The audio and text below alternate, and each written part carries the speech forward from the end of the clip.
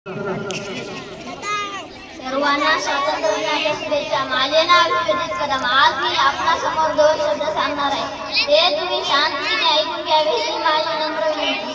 अध्यक्ष महाशय, पूज्य गुरुजन वर्ग आणि माझ्या मित्रमैत्रिणींनो, आज 15 ऑगस्ट आपल्या देशाचा स्वातंत्र्य दिन.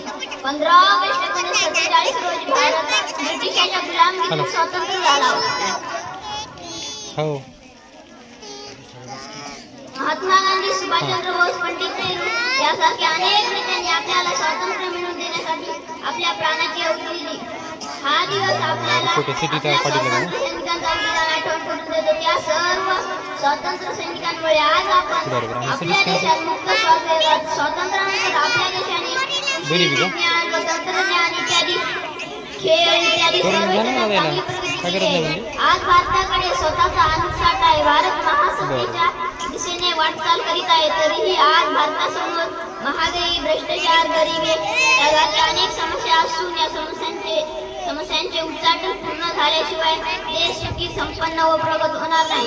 चला तर मग आपण सर्वांनी एकत्र येऊन भारत देशाला जगातील एक आदर्श देश बनवण्यासाठी प्रयत्न करूया.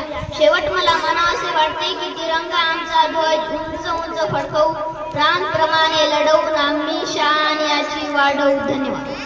Clap clap.